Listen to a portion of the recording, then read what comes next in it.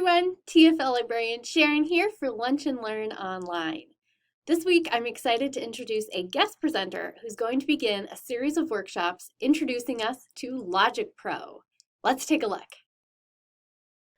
Hello, my name is Denny, and today I'm going to give you an introduction to Logic Pro. I'm going to tell you what it is, what it's used for, and how you can start using it to record audio. Logic is a program for recording, mixing, and exporting audio.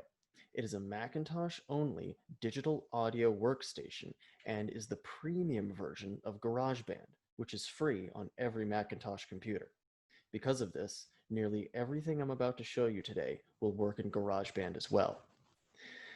What you see here may seem very confusing, but starting with a look at a completed project in Logic will help you understand what you're working towards and will illustrate that while this program can be complex, there's quite a lot of repetition. Here, we see several colored bars. Each bar represents a single recorded line of audio called a track. Logic and other digital audio workstations are designed for recording and playing back multiple tracks at the same time in order to create a complex audio recording. If you look at the bottom of the screen, we have a digital version of the type of mixing board you would see in a professional recording studio. Logic and other DAWs are nothing more than the digital versions of these large pieces of equipment. Moving to a blank project, we can start to build our way up. Here, you can see the menu buttons. Please remember that when you're working on a Macintosh, the menu buttons are not attached to the window, but they're attached to the top of the screen. Moving the window around, or even minimizing it entirely, does not change your menu buttons at the top. So we will first begin by setting up our microphone and setting up our audio output so that you can begin recording audio and listening back to it. We're going to go up to where it says Logic Pro X. We're going to click Preferences, and we're going to click Audio. Before we go any further in here, I am recording this through what is called an interface. An interface is a device that a microphone plugs into, which then plugs into your computer. It is necessary if you want to record more than one microphone at a time. I am using a Scarlett 4i4 USB interface. So we see here, we have our output device. What this means is how is the sound coming out of the program?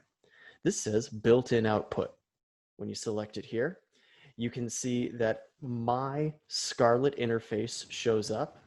You can see that a Zoom audio device appears because I am recording this through Zoom, and you see system setting. I have this selected to built-in output, and all I'm doing is plugging headphones into the back of my computer. That is sending the audio to my headphones and not to the computer's speakers. Input device is my Scarlett 4i4. You also have the option of your computer's built-in microphone. There are additional USB microphones that can plug into the back of your computer and will be recognized by Logic. But if you want to have a greater control over the levels of your recording, using an interface is the way to go. So Logic is now taking sound from my input device and it's sending sound out through the computer. In some cases, you might want to send the audio out through your interface and listen to it through there, but that's not necessary for today.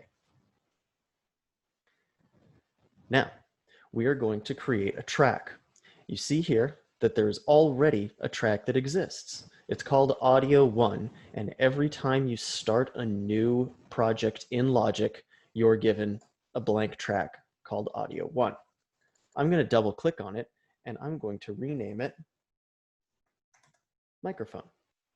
You can name your tracks whatever you want, and it's very useful if you want to make sure you remember what you're recording.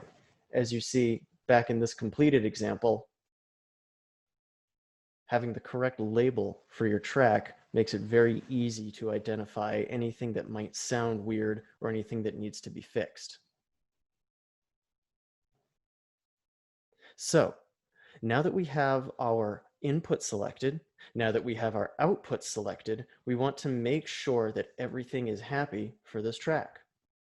If you come down here into this region on the left side of the screen, we have our track microphone relating to this right here, and we want to just make sure that the input is right. Right here it says input 1.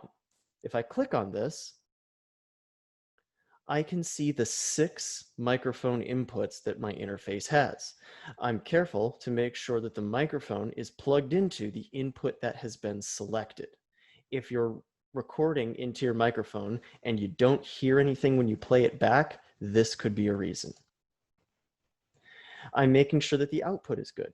Stereo out simply means it's sending the output through the stereo sound card in my computer. It's going to my headphones.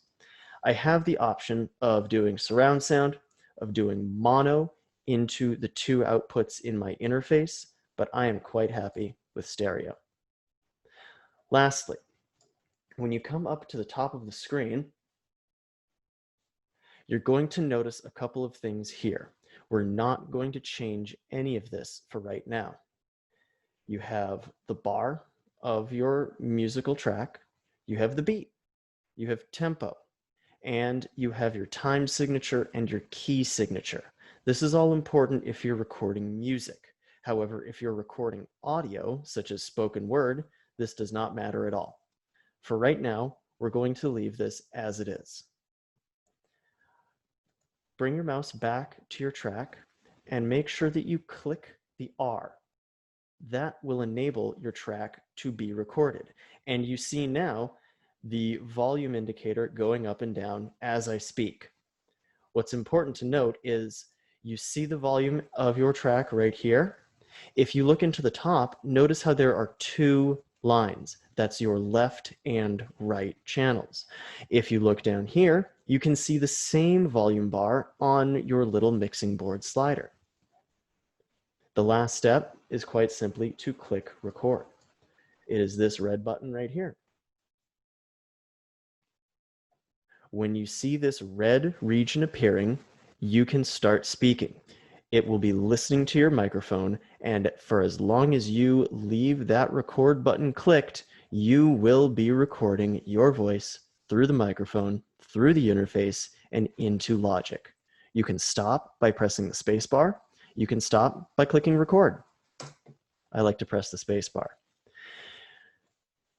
The last step is you take this little timeline indicator, you can bring it back, hit space or hit play, and it will play back the audio for you. If what you play back sounds too loud, move away from your microphone. If what you played back sounds too quiet, get a little bit closer. I hope this has been useful, and in future sessions, we're going to go over how you can record multiple tracks of audio, how you can mix your audio, and how you can export it so that other people can listen to it. Thank you. Okay, to get us started, Denny defined what Logic Pro is for us. He showed us a completed project so that we could see the various interfaces within Logic Pro. He showed us how to set up our microphone and how to record our first track. Please stay tuned for future workshops, and thank you so much for joining us today.